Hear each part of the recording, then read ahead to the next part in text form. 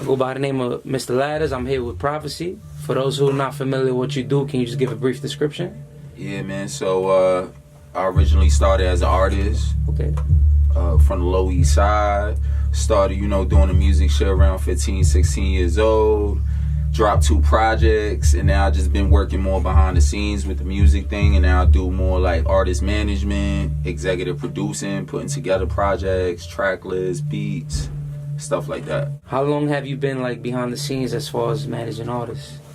So I've been behind the scenes as far as managing artists. It's been like 3 years. Last time I dropped a project as an artist, it's been 5 years. But now I'm like, working back into music. So I'm trying to drop some solo projects soon. But I've been more behind the scenes currently. Okay. When's your next personal project dropping? So my next project is dropping. I'm looking like April 24th, which is the date that I dropped Make You a Believer 2. Okay. 5 years ago. So it's the date, the same exact date that I dropped Make You a Believer 2. So I just been like working. I've been recording this whole time, even if I haven't been putting it out. So it's a project I got called Mental Notes, which is basically just scattered thoughts, like just me talking, like venting on records and just, speaking of random things that I've been going through these past 5 years and basically just giving my life to the people. All right.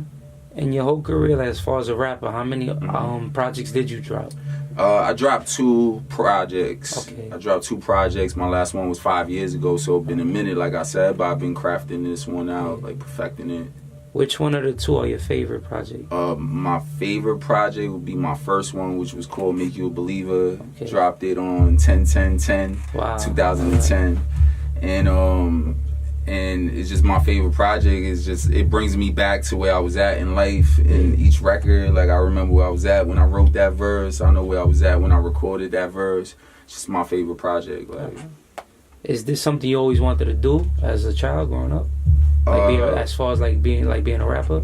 I feel like I was always like infatuated with music, but I didn't know I wanted to be a rapper. Okay. I think the rapper thing came more as a thing of like, yo, if I rap, girls are gonna like me more, like it's lit, like, you know what I'm saying, I'll be, more popular. It was more like that was in my mind at the time. But then what happened is once I recorded my first song, I just fell in love with it and haven't stopped ever since. What song best describes you and why? It could be new or old.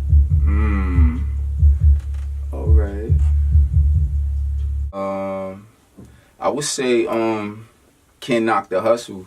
Jay-Z, Mary J. Blige. Like, I always been someone who respect people who grind, like people who just don't want to live the typical life and be a robot, like in the 9 to 5. You shout out to everyone who works too, but I'm just saying, like, I just respect however people decide to get their money and their income and make it happen. So Can't Knock the Hustle.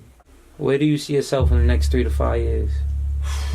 All right, so in the next 3 to 5 years, I see myself with my own record label, probably a partnership, with a distribution company, and just like having my whole brand at that level where I could do stuff and put people on that I fuck with and people from low on. Yeah, shout out Low East Side. You already know what that.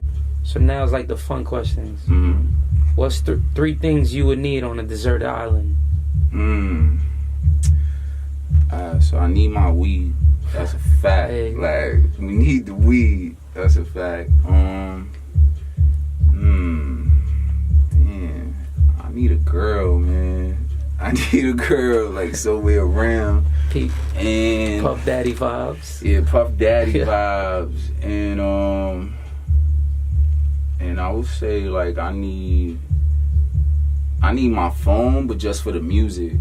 If you could go back into time, which era would you choose? Like 70s, 80s, 90s? Ooh, I would say the 90s, just because, like, I'm an 88 baby, and just that whole era really, like, molded me into the man I am today.